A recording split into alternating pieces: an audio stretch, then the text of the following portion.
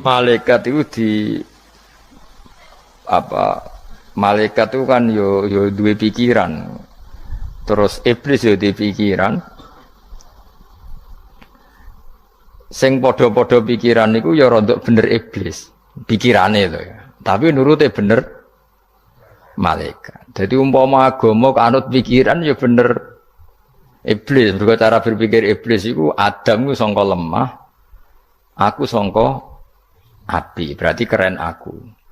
Nah cara pikirane malaikat wis ora mikir mbok mulya ndi dikongkon ya manut. Jadi agama ini sanad. Agama ini seorang lagi napa? Sanad. Sakjane cara tauhid ya keberatan, aku ana istilah Baitullah ya keberatan. Wong Baitullah maknane omahe Allah sing takok. Allah manggon wirdi ning Ka'bah. Jadi kita harus ngikuti ulama. Dikatakan Baitullah itu nama penghormatan. Sesuatu itu mulia, maka disebut Baitullah. Bukan berarti Allah nempat di situ. Mergo Allah ndak butuh napa? Tempat. Jadi itu kan jelimet, Mang. Lagi-lagi yang tahu itu ulama. Masjid ya dikatakan Baitullah. Lah nek misale iki masjidé pangeran, malah nambah manani lucu. Masjidé pangeran. Jadi iki tempat sujudé pangeran. Nah, kacau kae. Tapi berhubung wong ra paham alhamdulillah demun iki masjidé pangeran. Jajal maknani bahasa Arab. Iki masjidé pangeran, maknani terjemah.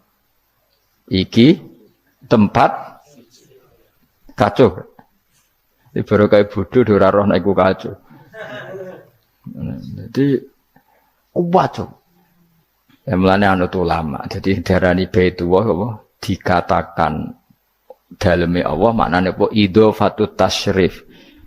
Napa idhofatut tasyrif maknane omah sing mulia sampai diistilahno daleme Allah. Kalau dalam ngaji-ngaji ulama itu agama ini dari awal unik. Allah melarang sujud kepada batu. Tapi kita sholat itu madhep Ka'bah. Kemudian juga ada batu. Makanya kita harus menanamkan bahwa semua sujud itu lillahi ta'ala. Dan soal ada arah, ya penting arah. Nggak mau arah madhep segoro kidul, repot. Jadi arah itu mau dipakai kesepakatan untuk menunjukkan kalau kita muslim, arahnya sujud itu ke Ka'bah. Tapi tetap sujud kita hanya lillahi ta'alanya karena Allah. Kanjeng Nabi nanti takut orang Yahudi, Muhammad nak langit bumi itu sok ben hancur pas kiamat. Terus manusa sing mati mulai Adam sementara ditakok endi. Jadi nak takok ngono mirip so. Mirip Yahudi. Nak mirip Sugair apa? Nak mirip ngamure. Jadi agama ini selalu disoal pakai akal. Jadi agama tanpa akal ya iso berdiri, tapi kalau terlalu bawa akal itu ya repot. Ya makanya tadi itu pentingnya riwayat. Seorang lagi pentingnya apa? Riwayat. Makanya cara Imam Malik itu enggak suka sama agama di logika itu enggak suka. Karena nanti orang yang punya logika terus merasa lebih punya otoritas terhadap apa? Agama. Yo wis sesuai ngono agama iku angel oleh nerangno sampean agama iku. Sampeyan saiki tak bedheki. Nabi Adam diusir kondi. Swarga. Terus swargane Nabi Adam saiki didakoni. Mergo swarga iku luase sak langit bumi. Lah nek iku saiki didakoni ndi wong.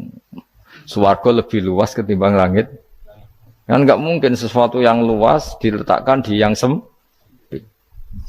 So, akhirnya Mu'tazilah gak percaya anane swarga zaman Nabi Adam. Jadi swarga sing cerita Adam itu tidak sama dengan surga yang nanti arduhas samawati wal ard. Jare ahli sunnah ya sono. Lah ning ndi wis ra roh pokoke ono. Ya itu kan sama-sama terus diterusno wong debat. Ya sudah guys. Nak cara aku wis mlebu sik kok gampang nerangno nek wis bar roh. Secara teori kan gitu, ora roh kok nerangno sak usih. Bro. Ya sudah, sampeyan bu swarga wae lagi apa? Lagi nerangno. Pas aku nerangno kowe ra ning swarga, ya ora ketemu. Wis kono enak nang cangkem elek ngono wis aku ben nerangno kowe ra ning kono, ya wis akhire gak. Apa cocokan sampeyan? Aku tak nerangno swarga lah sing kono ben nerangno neraka. mergo roe neraka. Agama itu unik. Ya karena tadi apa ya? Dari awal agama ini di kaum yakilun, tapi akal yang berlebihan itu ya mengganggu agama.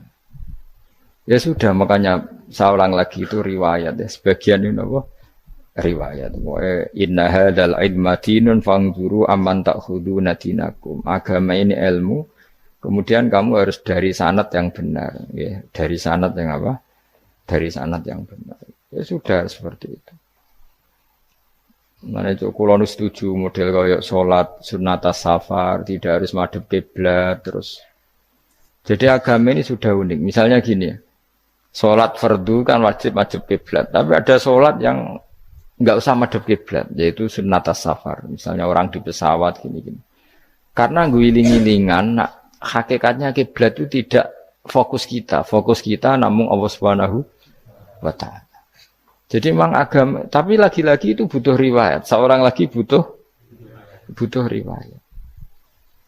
Kalau nggak pakai riwayat, terus kau Abu Nawas kabeh. Karena tadi Amerika, seorang lagi Amerika, itu kalau dibor pas New York itu kena Ka'bah. Lah logikanya kalau arahnya pas itu kan bebas arah. Berarti orang Amerika oleh sholat bebas. Tidak bisa seperti itu, ya tetap anut konsensus ulama sana atau tradisi sana, kiblat itu ngambil arah mana, karena dia pas. Ya bumi yang ada arah itu secara akal kan hanya rubuk 1/4. Makanya kalau kamu belajar falak itu ada rubuk, lainnya itu sudah tidak ada arah. Misalnya bumi bulat bola, yang sama atas dikatakan sama-sama di atas, ya kadarnya hanya 1/4. Lainnya itu sudah dikatakan samping. Makanya seperti Denmark, itu ada daerah yang siang itu sampai 3 bulan, entah berapa siklus sekian puluh tahun. Ada yang lebih lama siangnya, sampai 18 jam. Kalau di Eropa kadang puasa itu sampai 18 jam. Ada yang selalu nggak kena matahari, kayak kutub utara, kutub selatan. Nah makanya kalau misalnya sholat itu ngikuti apa? Kalau ngikuti matahari, orang kutub sholatnya hanya maghrib, isya, subuh. Gak wajib poso, nggak tahu ono rino misalnya. Ya tidak bisa seperti itu. Jadi kalau nuruti logika kan terus berdebat terus. Tapi kalau nuruti rasa sebagai hamba. Orang kutub butuh sujud sama Allah, orang kutub butuh loyal sama Allah dengan memperlakukan puasa. Ya sudah, akhirnya kita harus puasa.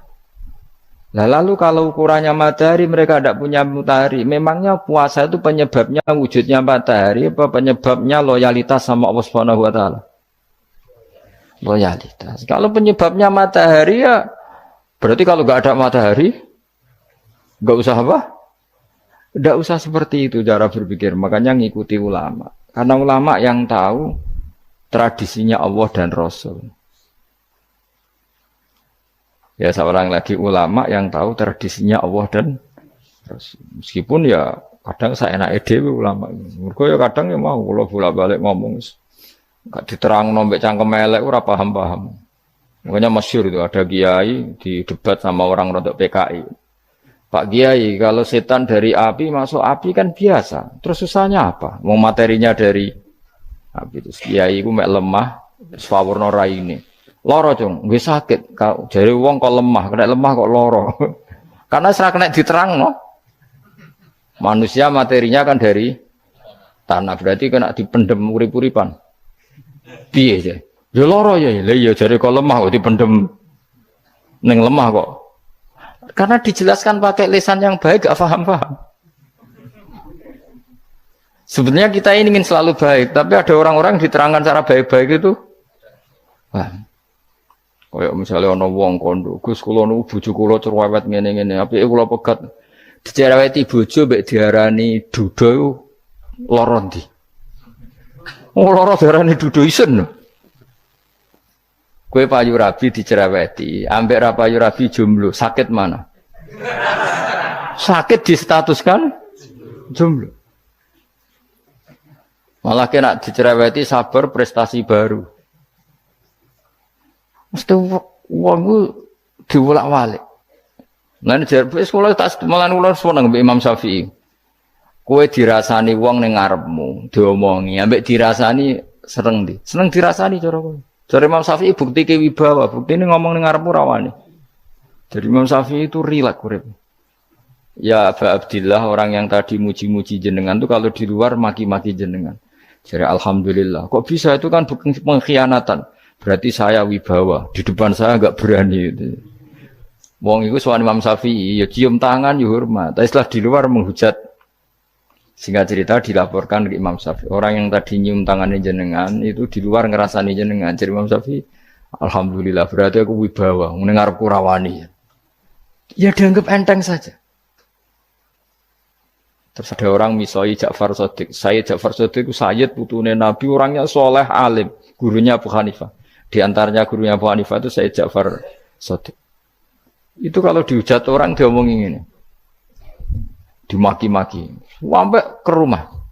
Pas mau masuk rumah, kamu masih ingin maki-maki saya? Iya, tak tunggu sampai selesai. Setelah selesai, sudah, sampun, sudah. Masih emosi orang, sudah. Kamu misoi saya berdasar apa yang kamu ketahui. Yang tidak kamu ketahui lebih banyak, maka saya tunggu. Izin sampai. Terus ketika ditanya, kenapa engkau sabar ketika jenengan saya pisui? Orang ini akhirnya tobat, mencium tangannya, mencium lututnya. Jawab saya Ja'far Shadiq ini. Aturahu tu'sokurhan, aturahu yu'sokurhan. Kowe ora ngrafaham kalimat itu, tapi tak terangkan ben dadi wali. Kowe roh pangeran. Ya tahu. Sing durakani pangeran tuh banyak enggak, yang maksiati pangeran tuh banyak enggak? Banyak. Lah yung pangeran sing di langit bumi wae dimaksiati, apa meneh terima aku. Akhirnya terus jadi orang-orang soleh itu cara berpikir itu di luar kapasitas kamu. Apa ya? Mereka itu hanya Allah, taunya itu hanya Allah. Aku kan enggak egois, harga diri. Mana ada agama berdasar harga diri itu kalau dalam bahasa Arab disebut hamiyat al-jahiliyah itu gengsi nopo jahili. Makanya ketika saya berkali-kali cerita itu, ada seorang ulama dipanggil tetangganya, setelah sampai situ sudah kembali, saya tidak butuh kamu. Setelah sampai rumah dipanggil lagi, sudah kembali lagi sampai 3 kali. Ulamanya tetap ceria, tetap nyaman. Ketika ditanya, kenapa engkau tetap nyaman? Wahai pemuda, kamu itu tetangga saya. Kata Allah dan Rasul, nak kue iman be Allah Rasul, kon ngapii tonggo, kon ngundang aku ya teko. Ya seneng nuruti perintahnya. Ketika kamu nyuruh saya kembali, ya saya kembali. Memang itu keinginan kamu. Kue tanggaku, aku kon nurut be tonggo. Aku ra urusane be kue. Aku mau nyaman be perintahnya. Oh, nangis pemuda tadi itu tobat. Kalau kamu kan warga diri, orang kok dipimpong. Nes gak bakat wali blas ya. Jadi orang dulu itu nyaman. Karena yes pikirannya namung Allah Subhanahu wa ta'ala. Umar bin Abdul Aziz itu termasuk khalifah paling soleh setelah periode sahabat. Itu mau kapundhut itu Sewantai. Ketika keluarganya menangis, kenapa kamu menangisi saya? Ya karena engkau mau mati. Memangnya kalau mati mau kemana aja? Ila khairi madhubin ilaih, kedzat terbaik. Terus aku mbok kon urip awar kowe gak jelas iso ngrumat aku ta ora. Nah Allah malah jelas. Saiki apik ndi urip mbek wong ora jelas sampai sing jelas. Ya wis kapundhut. Kowe kan gak mati ku wedi. Dosane akeh. Lah mungkin nek urip terus ra dosa apa to ngene. Mung gaya tok asline. Dosa kula cek kathah Gus kok mati terus. Ya malah apik mati biar dosa meneh. Biasa wae nek apik mati biasa karena potensinya kamu urip suwi ku dosane apa taat meneh. Ya jawab. Potensine. Dosa meneh apa taat meneh? Apa ya dosa ya taat.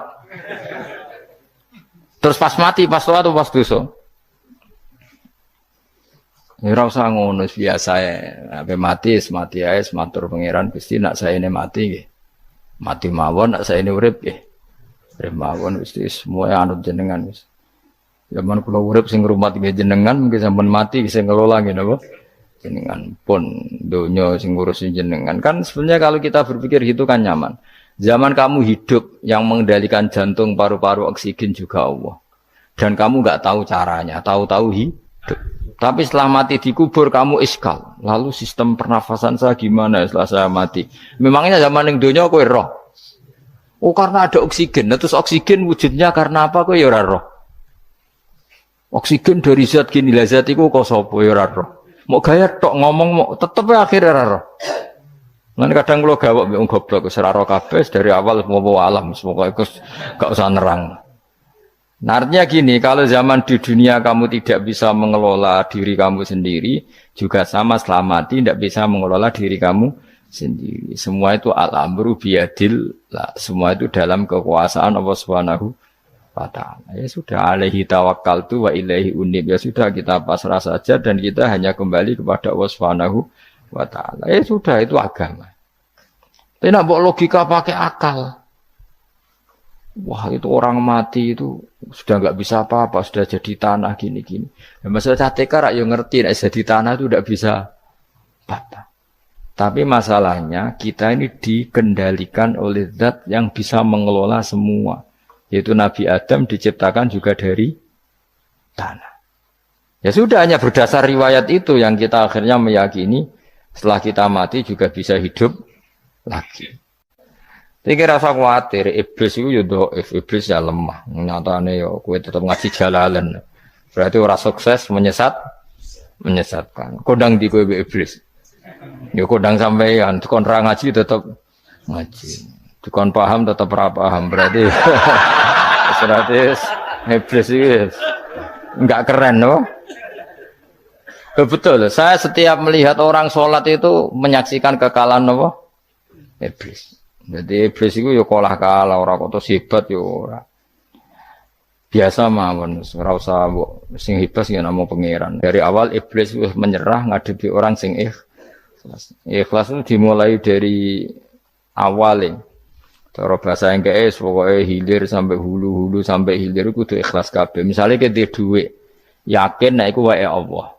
Sehingga kita ketika ngasihkan orang itu kamu enggak merasa itu milik kamu. Sehingga enggak gampang ngundat. Selagi itu kamu benar keduanya awalnya salah itu masih mungkin tidak ikhlas. Uang ini milik saya, tak kasihkan kamu dengan ikhlas. Kalimat milik saya ini menjadikan suatu saat kamu jadi undat-undat karena milik saya. Tapi kalau ikhlasnya dari depan, uang ini milik Allah, ilmunya bahak milik Allah. Terus tak kasihkan kamu juga hambanya. Dari awal kan merasa saya tidak punya apa-apa. Tapi selagi saya ikhlasnya hanya separuh. Ilmu saya tak kasihkan kamu karena Allah, berarti masih potensi enggak ikhlas ya. Jadi kalau ngelatih ikhlas itu harus dua-duanya. Kamu punya uang milik Allah, punya ilmu milik Allah, punya jabatan milik Allah, kemudian kamu kasihkan sesuai perintah Allah, itu lebih mudah ikhlas karena la haula wala quwata illa billah. Selagi masih separuh saja salah, itu potensi berikutnya juga ikut salah. Misalnya aku ngurmat yatim kok ikhlas, duitku tak kena. Kata duitku itu menjadikan suatu saat. Dulu tak rumat loh, saiki jebule lali aku. Tapi kalau alhamdulillah saya pernah digerakkan Allah ngrumat yatim dengan milik Allah juga. Sehingga kita sekedar pernah melakukan ketaatan ini senang. Enggak penting berikutnya anak yatim ini nanti peduli kita apa enggak, enggak penting. Yaitu ikhlas ya. Ikhlas itu sesuatu yang semuanya lillahi ta'ala ya, dan inna sholati wa nusuki wa mahyaya wa mamati lillahi rabbil alamin. Masyhur itu khilafnya ulama. Apakah malaikat itu termasuk umatnya Kanjeng Nabi Muhammad sallallahu alaihi wasallam? Ada ulama yang mengatakan cara pandang Nabi diutus itu untuk mensolehkan yang tidak soleh atau mensolehkan yang potensi tidak soleh. Kan orang itu ada dua, ada yang memang tidak soleh disolehkan. Ada yang potensi tidak soleh. Sebetulnya sudah soleh, tapi potensi juga tidak soleh. Terus disolehkan. Nah, malaikat ini kan tidak berpotensi maksiat, sehingga agak butuh nabi. Seorang lagi, malaikat itu kan nggak mungkin nggak soleh, selalu soleh. Berarti nggak butuh nabi. Itu cara pikiran Imam Suyuti. Sehingga dia mengatakan Quran itu memperingatkan semuanya kecuali malaikat. Karena malaikat tanpa diperingatkan sudah soleh. Tapi kata ulama yang lain tidak seperti itu. Malaikat tetap senang sebagai umatnya Rasulullah Shallallahu Alaihi Wasallam karena butuh status tasyrif. Tasyrif itu keren. Nanti ditakoki kowe melok kelompok isopo, melok kelompok Kanjeng Nabi Muhammad Shallallahu Alaihi Wasallam. Sehingga kalau nanti ditanya Allah, mimman anta misalnya, min ummati habibika Muhammad, itu keren. Kayak termasuk umatnya kekasihmu Nabi Muhammad Shallallahu Alaihi Wasallam. Lalu kamu ngikuti apa? Yo min ahsani kitabik, macam ngikuti kitab terbaikmu ya Allah. Sehingga mereka ikut umatnya Nabi bukan karena disolehkan, tapi karena tasrif, satu kehormatan. Itu yang diikuti ulama. Tradisi kita ahli sunnah ngikuti yang pendapat itu. Ngikuti bahwa malaikat pun suka dikategorikan umatnya Kanjeng Nabi Muhammad Sallallahu Alaihi Wasallam karena nambahi tasrif. Nambahi apa? Tasrif. Masyhur itu Imam Suyuti dalam hal ini kita ngikuti ulama mayoritas, bukan ngikuti yang ini.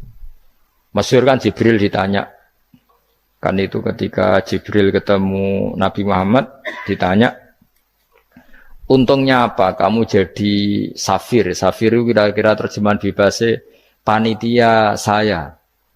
Jibril itu kan ya jauh dari langit turun bumi, dari langit itu kan jauh. Terus kamu untungnya apa? Karena Jibril itu tahu betul peristiwa yang pernah dilakukan Allah. Yaitu kayak apa malaikat yang di langit bisa diusir karena kesalahan tertentu. Malaikat yang sok suci kayak siapa itu Harut Marut juga dihinakan seperti itu. Dan Jibril tahu betul Allah itu yaf'alu ma yasha. Jadi yang sekarang malaikat bisa saja jadi pokoknya tahu betul Allah bisa melakukan apa saja. Karena Jibril tahu betul Allah, karena dia ketua malaikat. Kan kita tahu misalnya ada sejarah siapa? Harut Marut, dari malaikat menjadi hina seperti itu. Terus Jibril akhirnya tanya, ya sudah, Jibril punya apa? Terus ditanya Nabi, kamu untungnya apa setelah jadi safir saya, jadi panitia yang ngurusi wahyu. Terus kata malaikat Jibril, saya tidak pernah merasa aman, apakah saya selalu dalam posisi ini? Posisi terhormat, kecuali setelah menjadi safir, menjadi pelayan kamu ketika aku distatuskan oleh Allah apa itu innahu laqaulu rasulin karim dzi quwwatin indadil arsy makin muta'in tamma amin. Terus ganti fa amin tu ba'du, baru setelah itu saya merasa aman bahwa posisi saya aman karena Quran itu abadi ila yaumil qiyamah ila mala mi'adalah, pokoknya Quran itu abadi dan di Quran itu saya distatuskan muta'in sama amin. Berarti saya merasa aman tidak akan dirubah kestatusan saya malaikat semenjak saya jadi safirmu. Intinya Jibril juga mendapat kehormatan karena ngitmai Quran. Paham ya? Makanya kita di sini mengatakan ini pendapat Imam Suyuti, tapi hampir semua ulama berpendapat apa? Malaikat pun ikut mendapat berkahnya Kanjeng Nabi Muhammad Shallallahu Alaihi Wasallam. Jenenge apa? Berkah tasrif, apa berkah apa? Tasrif. Jadi punya status kehormatan.